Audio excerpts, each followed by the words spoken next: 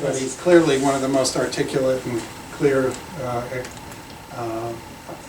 proponents of ATSC 3.0. We'll talk about, I guess what I call you the explainer-in-chief of public ATSC 3.0. Although Bill's very good. We did a seminar, a webinar for the Columbia Institute, and I was online, and my internet connection crashed. And Bill had to carry the freight, the load for 15 minutes while I managed to reconnect. So you're good too.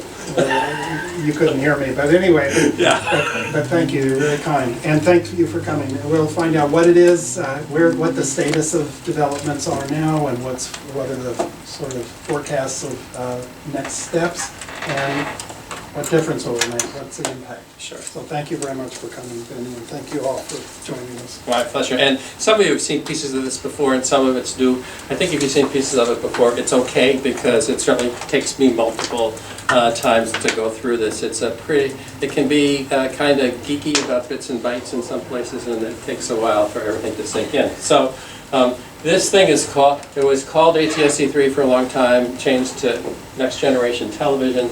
I don't think that's a very good name, actually, because television is really a misnomer. This goes far beyond television. So, but I'll just use the two terms interchangeably here. And I always start by just grounding ourselves in the media environment. And given this audience, I don't have to spend very much time on this, but this thing a couple of years ago, the whole thing about cord cutting, and it was starting to pop up in data. It wasn't really clear whether we were seeing a glitch or a trend. It's clearly a trend. I'll spare you the broadcast-only household chart, but it continues to go up significantly each year. And this, I think, is pretty interesting, particularly when we start talking about next generation TV, because internet-connected televisions are now becoming the new norm. More than half the homes in the country have them. It was 43% when I clicked this chart, and then 2 weeks later, GFK updated it and said, "Oh, we just ran some new numbers," and now it's 56%, and that was a good bit ago, 6 months or so ago. So I'm sure it's higher now. And this is very recent. eMarketer just came out with their study that projects by the end of this year, 56 million people in the house, in the country, will either be cord cutters or cord nevers, so not connected to satellite or cable. They are connected to broadband, but not to satellite or cable. So this is all, for us in public television, we don't really talk very much about this. We still think a lot about the schedule, PBS primetime, but really the country has already gone to this idea of moving from scheduled time to my time. Now, on some of the cable channels, there's a radio paradigm that's emerged where there are news channels and sports channels, very format driven, and those are schedules, but they're not really schedules. It's really on demand with consistent programming throughout the day. But for the kind of programming that we used to have in prime time, it's really now moving to on demand. And the schedule will continue to be important because the transition takes a long time. But really what's driving growth right now is this idea about my time. Unfortunately, yesterday afternoon I got an email that TiVo, the TiVo research group, had just released a new report. And so last night I spent a little bit of time and I just outlined some of the latest data in that report. So this is very fresh and comes from, if you Google this, you can download the report. And I'm told it's pretty high quality research by other researchers in public broadcasting, and I find them pretty interesting. So this chart, when they asked people who had cut the cable, why they had cut the cable. Okay, too expensive. We know that. That's becoming more and more of a thing. And actually now, in the last time I saw this chart, a third of the country was paying more than $100 a month. In this one, I think they were showing a third of the country, as I remember, was paying $130 a month. So that's a lot of money. But this one really struck me. When asked why they cut the cable, 20% said, because I use an antenna. And there was an article in the Wall Street Journal a while ago where they quoted people that had discovered antenna TV, and they were saying there was this whole controversy. It can't be legal. You're going to get in trouble because you're stealing the programming. There's starting to become an awareness that there is this thing called over-the-air TV. And I thought that was pretty interesting. And then also from that chart, do you use an antenna to access basic channels on your TV? Yes, and it's grown 12.5% over the last 2 years. 61% of the households have some kind of a streaming device. This one is really kind of interesting about Echo. So the whole Amazon Echo and voice control thing, I think is going to affect media in ways we haven't really, at least I haven't thought a lot about. TiVo's conclusion is voice search will become the norm, and they cite one example of it when Dad asks what's on TV and Junior asks what's on TV, to be really effective, the voice search device has to know, okay, was that Dad's voice or was that Junior's voice? Because the results that need to be produced are going to be different. So, and so do you use Echo to find your watch TV? So of the 15% who have Echo or the Google Voice thing in their home, yeah, half of them in 2017, and that's a growth of 20% quarter over quarter. So that's becoming a thing. We haven't talked about that at all on the public television, as far as I know. I haven't heard many conversations about it. So that's a thing. Okay, so then we go back to, so this we kind of know, but I haven't been in a place where people have actually called this out as something. So we're sort of aware of it. There's the Echo. And this results in the pile of remote controls that everybody has on their coffee table at home. But now we have these multiple ways of getting content into TV or a video device. And so the traditional one for the last 20 years is by the set-top box. And we're seeing the impact of that is being eroded by cord cutting. And HDMI and OTT, content that comes through that HDMI port on the TV, is growing significantly. And a few years ago, there were articles in the trade press about the war for HDMI 1. The company that controls that default HDMI port is going to control the TV viewing, but not so fast, because now we're starting to see TVs with Wi-Fi or Wi-Fi dongles, and companies are now starting to distribute to the television through the Wi-Fi receiver in the television. There was an announcement actually the day before yesterday, which I didn't entirely understand reading the press release what they were talking about. But Comcast and LG TV have cut some kind of a deal that Comcast's content will connect directly to the TV without using a cable box. And I think somehow the wireless router that Comcast provides is in that picture someplace. That's where it got to be really hard to tell what they were doing. So, and I have to say, just a little anecdote. So I've had Comcast broadband at home, and I was on this 1-year plan for $35 a month, and then they said, well, it's going to $65, and I said, okay, well, what else do you have?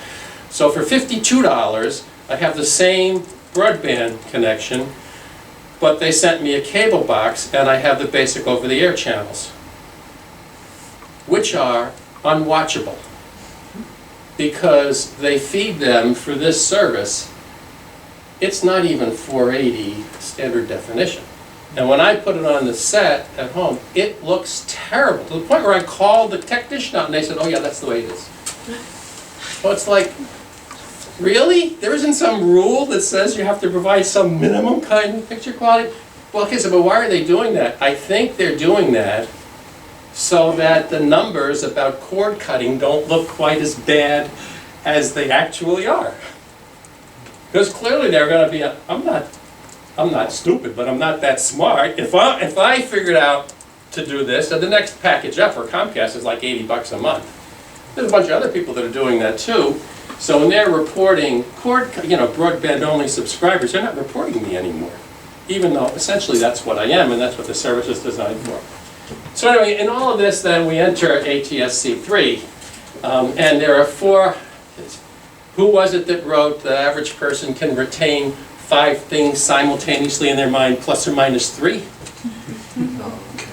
So I'm kind of at the, I'm like one standard deviation down. So I can keep 4 roughly in my head. And so these are 4 really important things. So first of all, our broadcast infrastructure is moving to IP technology. So the data file that comes out of the transmitter is actually TCP IP compatible. And with our present system, you can get IP data files through the system, but they use this transport layer protocol which nobody else uses, and so there's a lot of rigmarole. So all of a sudden we're joining the modern world of 1980 plus that's moving and has moved to IP data distribution. That's one. The throughput is higher, so the transmitter pipe will carry on average about 25% more bits, but for audio-visual files the data encoding is 400% more efficient, 4 times better. So that results in the ability to push more audio-visual, much more audio-visual content through that transmitter, including ultra-high definition video if we wanted to. And then the system itself is built to deliver highly reliable indoor reception. So there's a low-power TV company in Portland that is running an experimental ATSC3 operation. And they've reported in homes where their ATSC1 signal is snow, absolutely nothing there. When they flip to ATSC3, they get a crystal clear picture with just an indoor antenna. So significantly better in terms of reception. And then the 4th thing is HTML5 programming language is built into the standard. So you can do things like increase the volume, change the channel, do interactivity, all of this kind of stuff. So really it drives TV to becoming an app. All right, so when is all this going to happen? We expect the FCC to approve it this calendar year. Nothing we're hearing that it is putting that into doubt. We think in some markets we'll have transmitters lighting up with ATSC3 next year, relatively early next year. The first experiments, I think, will take place in business-to-business applications, and we can talk more about that. And for this whole transition to take place, who knows how long? I would say it's a decade or perhaps longer. But this is relatively fast in public television planning terms, so there's clearly some urgency around figuring out what public broadcasting is going to, how we're going to leverage this capability.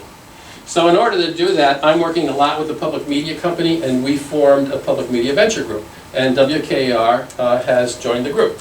And so stations are pooling, we've pooled resources, and you can see you're in great company here, WGBH, WNET, KQED, big stations, small stations, Cookeville, Tennessee, to figure out how we can take this technology, which was built for commercial television, increase revenue for commercial television, and abscond with the technology and use it for public service purposes.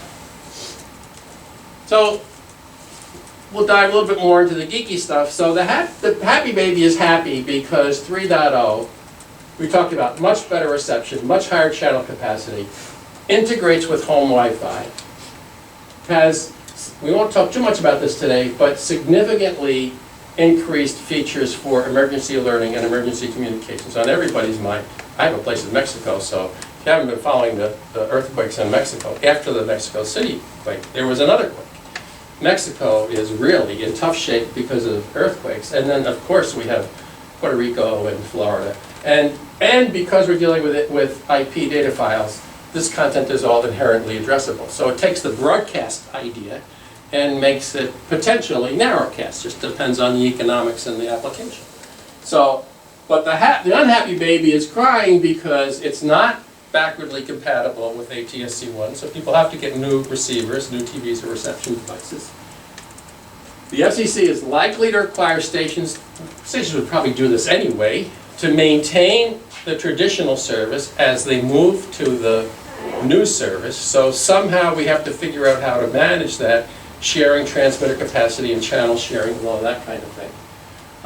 And as we're going through this post-FCC auction, everybody has to change their channels because the FCC is clearing channel 37 and up, a lot of stations, including WKAR, have to move.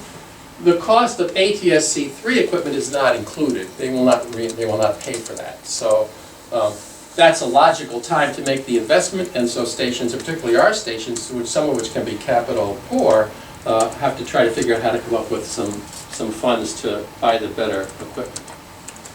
So when we talk about receivers, we're not necessarily talking about television sets.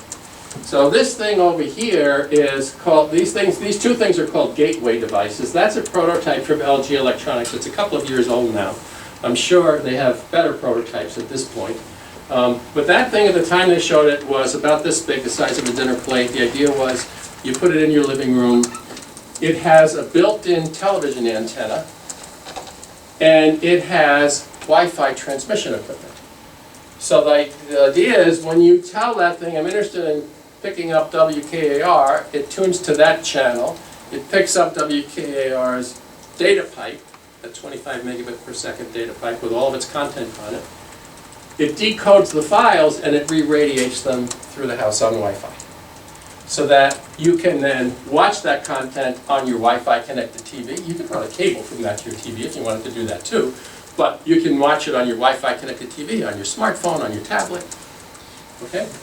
This one is, I haven't actually seen this personally. This one is I clipped from a shot of somebody's display at the NAB last April. This one is basically over the air in HDMI out. It doesn't use Wi-Fi. So these things, by the way, they're both, over time, they're going to start to put storage in them. So they'll have DVR functions as well. So all of a sudden, you know, you can watch Ken Burns' Vietnam documentary whenever. You won't know when it arrived in your home. It might have gotten fed at 3 in the morning. But because PBS knows so many people are going to be watching that thing, they may choose in the future to deliver it to the home early and then release it, because everything's addressable, right, for the show premiere, and then you'll have much more flexibility in terms of when you want to see it. So how can we use this technology? Again, 5 plus or minus 3, so I have 4 buckets here. You might have different buckets, but for me, there are linear services, which are how do we improve the kind of TV we're doing now, we're already familiar with. Non-linear service, watch when I want to watch, menu-driven TV, second screen content, interactive features, all of those kinds of things I kind of put in that bucket. Subscription services, services that I need to opt in for or pay for, or also can be done with this, or just straight ahead bit leasing. Microsoft needs to update Windows 10.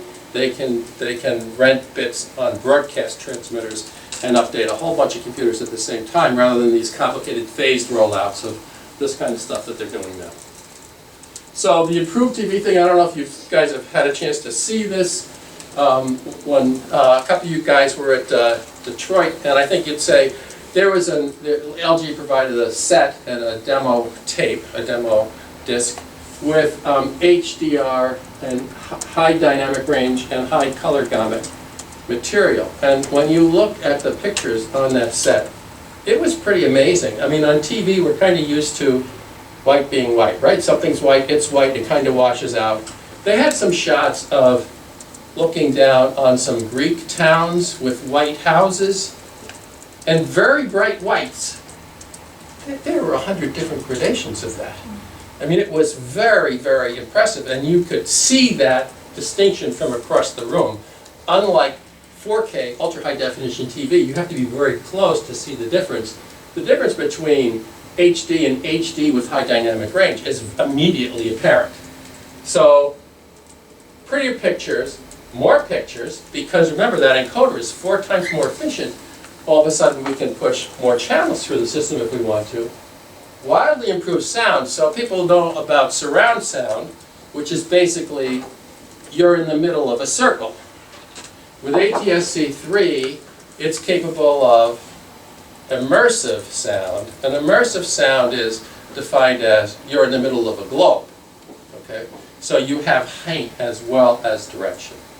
And it's a significant improvement, and because of some features they're building into the technology, you don't need to be drilling holes and hanging speakers in the ceiling.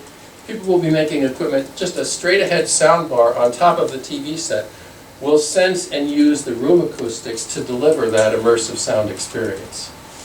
And then plenty of opportunity for expanded accessibility features, language, picture-in-picture signing, all of this kind of stuff, that only the homes that opt in to get that particular thing will receive. So it doesn't interfere with anyone else's use of the system. So just an example, whoops, I chopped the bottom off, sorry. Higher channel capacity, so Detroit has 9 full power TV stations, so it's a little bit better than this. So if everybody in Detroit just said, if all the over-the-air operations in Detroit said, we're just going to do standard definition service, 480 service, there would be 200 channels of free over-the-air TV in Detroit. Or they said, let's just do the normal high definition that our prime time is in. There would be 46 channels of over-the-air, more actually, because there's one more station in Detroit.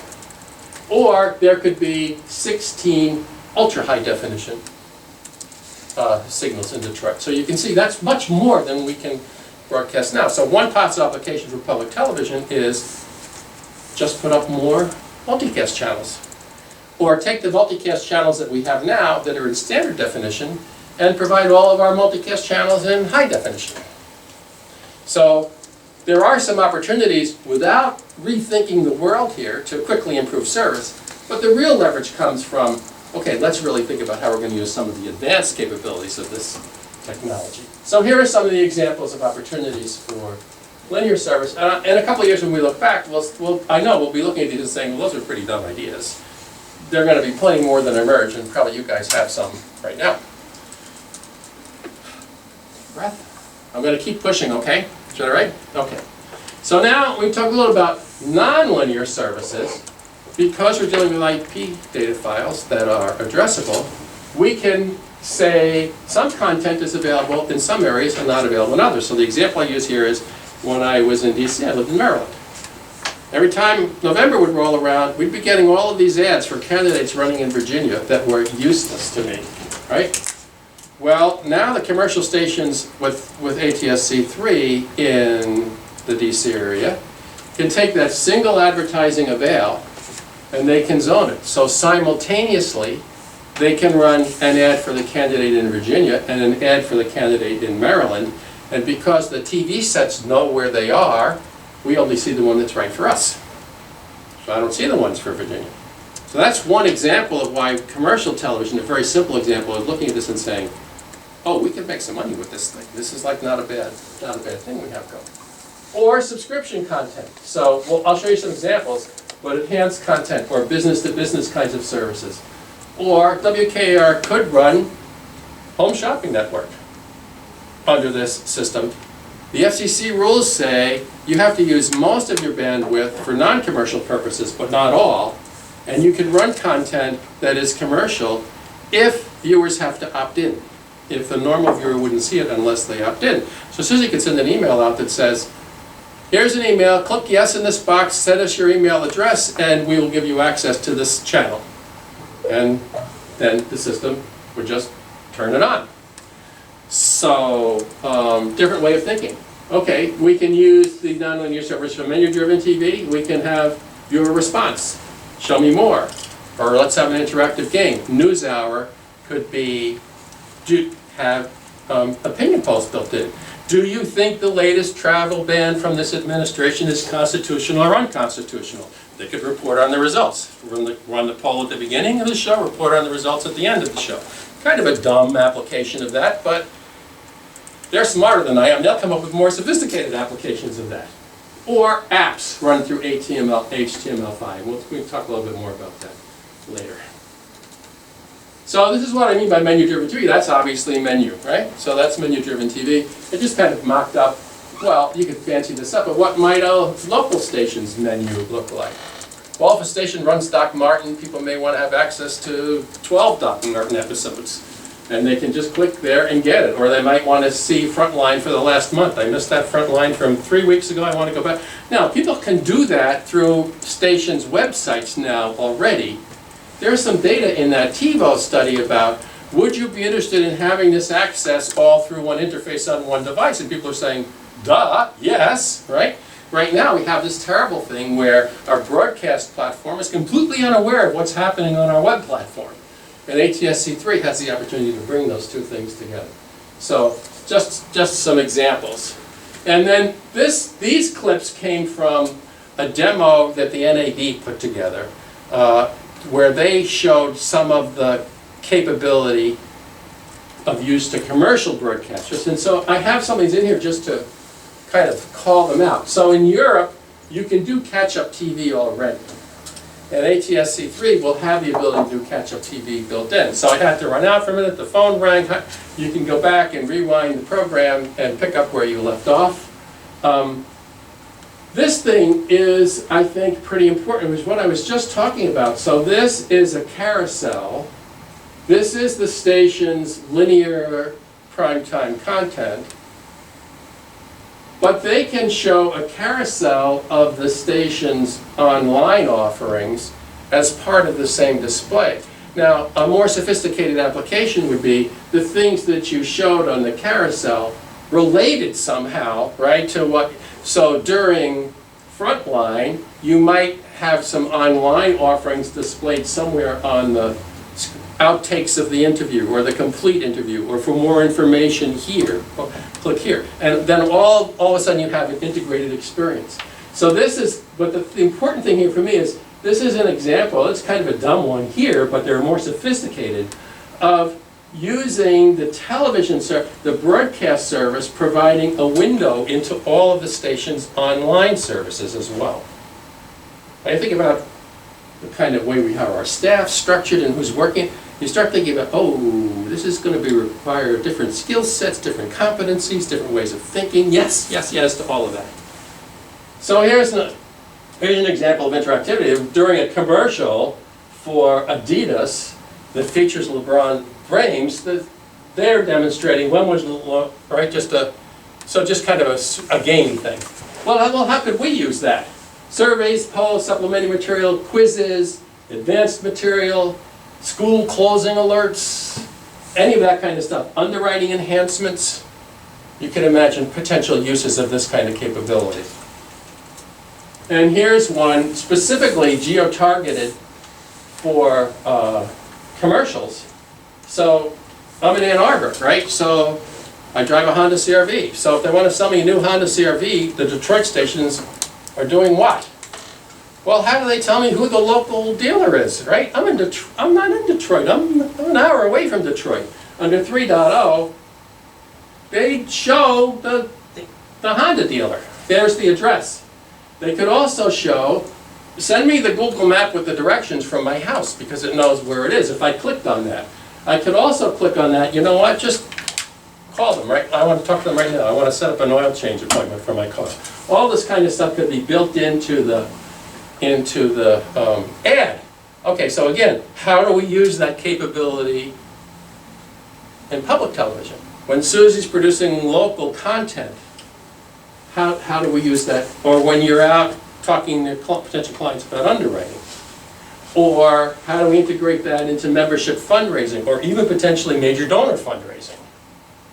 So, food for thought. Now this interestingly enough, the NAB happened to be showing a Michigan State-Wisconsin game. So I thought, oh, I'll use that clip, knowing my audience, right? So I'm a Wisconsin fan, so I'm a Wisconsin alum. So anyway, this is the main primary feed. And what NAB is showing is, so the NCAA could offer a subscription service where there are other cameras. And you could at home switch to different camera views. And if you wanted, you could see them simultaneously like they are here, or you could make that other camera view the main feed. In hockey, I always wanted to have a penalty box camera. I used to do camera work for Wisconsin hockey games, and I always said, put me in the penalty box, and they would never let me do that. But that would be kind of an interesting thing. Okay, how do we use this in public television? Well, I'm not sure, but I think if we start to think about it, we'll come up with some interesting ideas. So I've been kind of dancing around this strategy thing. So David Lory is longtime researcher in public television, asked me to co-author, help him write this article. And so really what we're developing here is, we're saying the strategic model, the business model for television and public television has changed and will change significantly with next generation TV. But the model is not unknown. So, so the idea here is that the transmission and studio infrastructure is a technological platform that stations can then use, and do use today, to run a variety of businesses. So, for instance, when we look at a state network, if I were to look at Kentucky Educational Television, they have a huge, well, first of all, they have a significant PBS primetime kind of service.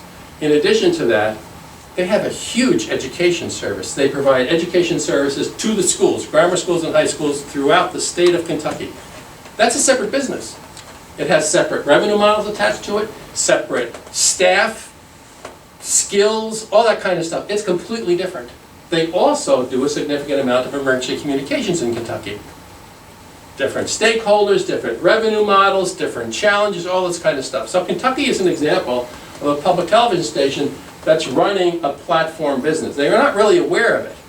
But basically, they're using that broadcast infrastructure as the platform to run several different kinds of operations. And the thing about that is, a lot of our thinking about how we might leverage this technology is based in, kind of limited by, what we can imagine our staffs doing. But the thing about a platform business is, you don't have to do everything.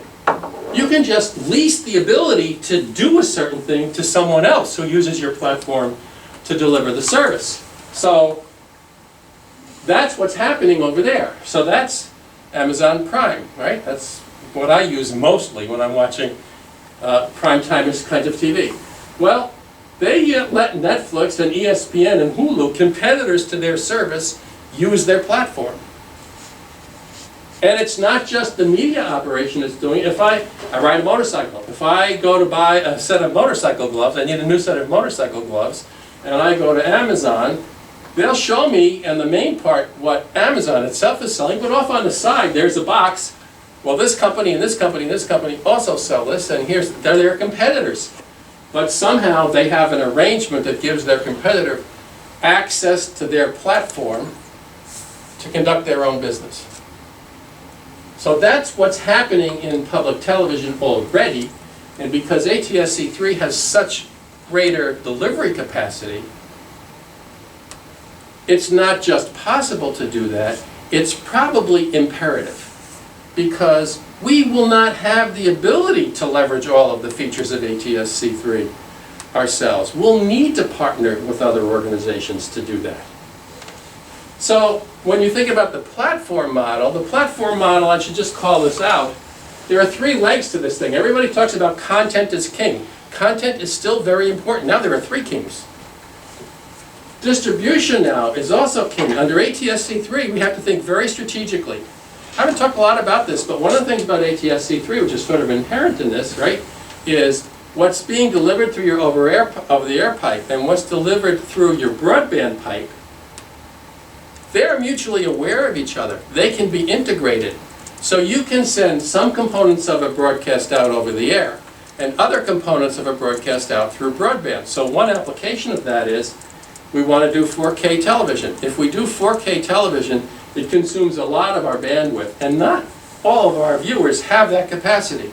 So let's send out the normal HD signal using our over-the-air bits, and the additional bits we need to make it 4K, we can send out over broadband, and it arrives at the viewer's home through their broadband connection, and at the home it all gets reintegrated, right? So distribution all of a sudden becomes something that needs to move out of the engineering shop. We're not just talking about how good is our SD channel. Now it's how strategically are we allocating our bits between different services, both public service and commercial services, and how are we using those bits? It's like what cable does. Comcast, their strategy is rooted in, we can push so many bits through that cable, let's make sure we're using each bit to generate the most revenue for us. For public television, it will be, let's make sure we're using each bit to deliver the most public service. And then the third leg, which we haven't had to think of in broadcast television, commercial stations either, is the the consumer experience. Online, people are thinking about that all the time. With television, the consumer experience was basically, do people like this show or not like this show? And for a local station, you got to play a little bit in the interstitials with what we're promoting. But with ATSC3, we're talking about TV as an app. Somebody tunes into your station, they don't necessarily get the linear station feed. They may get the app. What does the app look like? What are the choices? Have we researched consumer preferences? Do we know what people are really interested in? And are the click places easy for people to find? All of those kinds of things become a critical part of whether people will use our service or not. So so then the strategic questions become, leg one, what's the content and service strategy? Leg two, how do we use our bits to generate the most public service and enough revenue to live on? And then leg three, the user experience, is how do we use all of these components to make the very best possible television experience? And what staff and institutional competencies are we going to need to accomplish all of that stuff? We probably don't have it now. There may be somebody in our web operation that has some clue, for instance, about this, but they're not going to be enough. So, okay. Now, back to the buckets. Through all of this, we've been talking a lot about business to audience services, and I'll just say, those are probably a few years out. It's going to be a while, 5 years, before there are enough receiving devices out there to make these sophisticated audience services delivered through our over-the-air transmitters practical. But in the meantime, you can imagine business-to-business services that could be public services or commercial services very quickly. So one of the examples I use is, let's talk about emergency communications. So it's going to be a long time before, a few years before there are enough receivers out there for it to be practical for our state public television organizations to be using ATSC3 to deliver tornado warnings with audio-visual pictures of the storm track, and if you're in this red area, you go to the basement. Eventually we can do that, but people have to have the receivers, right? But how many police cars and fire trucks are there in the state of Michigan? 5,000? 10,000? If. I doubt there's that many.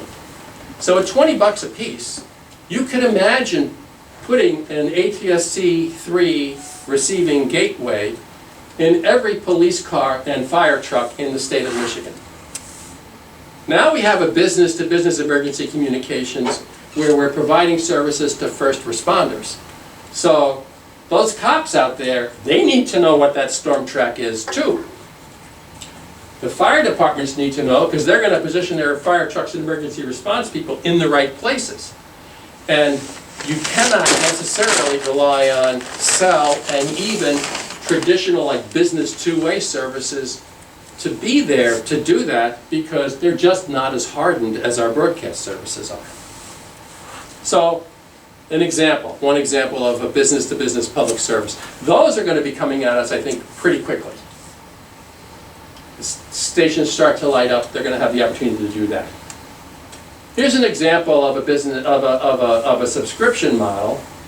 So I kind of did the back of the envelope calculation. The entire Sirius XM audio platform takes the same number of bits that a television station would occupy 1/6 of a television station's delivery capacity.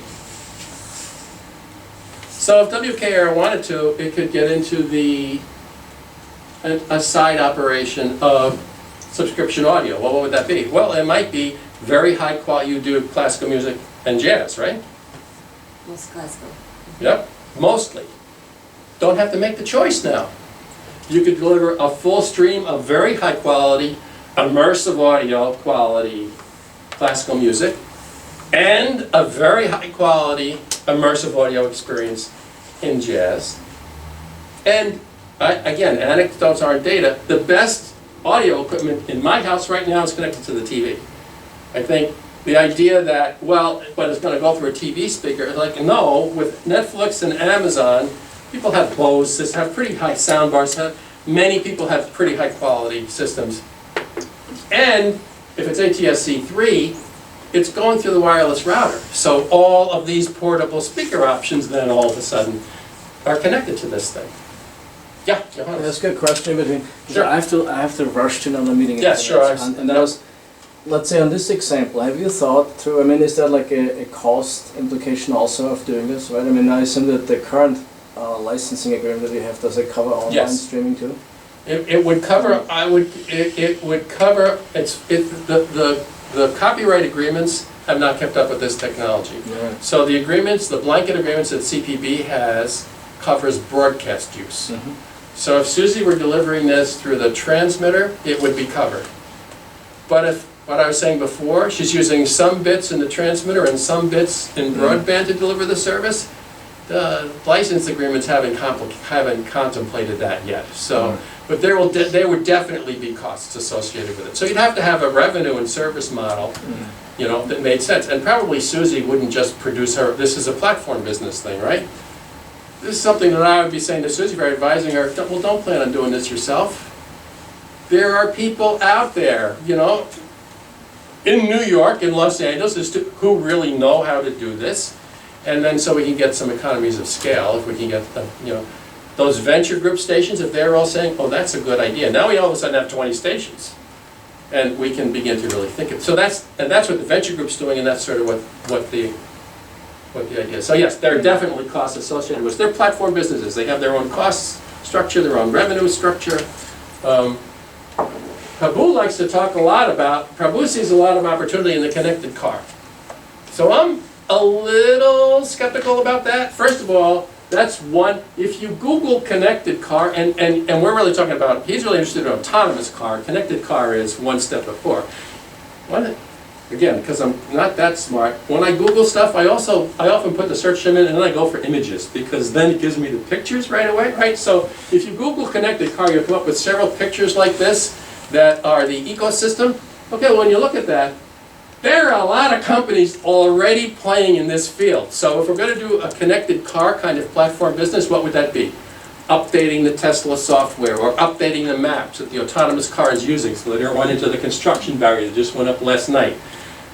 Or the other thing, autonomous cars are basically going to be living rooms, right? And people are going to be sitting in these living rooms with nothing to do. So there's the opportunity to provide all kinds of entertainment to them. Well, there are a lot of stakeholders already. And the other question here is, if I'm Ford or GM, and my business is dependent on that car's software being updated as of a second ago, I'm probably not going to contract that out to a separate company. In fact, I kind of think all this stuff that Sinclair is doing in ATSC3, I would not be surprised if a few years down the road we see an announcement, General Motors buys Sinclair Broadcast, because they want the bit data capacity to do their services. Anyway, there probably are some things that we could do. It's probably not the huge big business, but where is the entry point for broadcasters and what is the business model are things to think about, just as examples of strategy as we think about these platform businesses. Here's an example that gets to the idea of those ATSC devices in police cars. So this was Hurricane Irma. Palm Beach Sun Sentinel. A quarter of the cell towers are out at the time people needed them the most. This is from the FCC. This was their tracking. And at the time, this was at 11:30 a.m. on September 11th, which was the height of the storm. At that point, roughly statewide, a quarter of the cell towers are out. But if you look at where people really needed the information most, you're seeing between 60 and 90% in that southwest corner of cell towers being gone. Almost 8 million cable subscribers didn't have service, but only 2 television stations went off the air. The broadcast infrastructure in Florida stayed on the air. So if we had ATSC3 reception gateway devices in police cars and fire trucks, that's a big thing. Now, if I'm an administrator at Michigan State University, I want to be thinking about that. If there's a problem on campus, the first thing that happens is every student picks up their cell phone, their smartphone, and they start to try to stream something, which is going to immediately crash the infrastructure. The university has a very robust hardened facility that will be able to deliver IP data files. So how can we leverage that to create a more robust emergency communications and alert system here on campus than we are able to do with existing infrastructure? So that's kind of the overview. We have gotten a significant amount of attention in the commercial press around this, and I'm talking about very basic applications now because we're just starting our work. We think over the next 2 years we hope to really develop some business and services in this venture group that can then be franchised out to the broader public television system, create some great public service, and hopefully repay some of the investment that these venture group stations are making in paying to develop the technology and the ideas. So that's my formal presentation. Take a breath. Happy to take a breath and engage in any kind of conversation. Very good.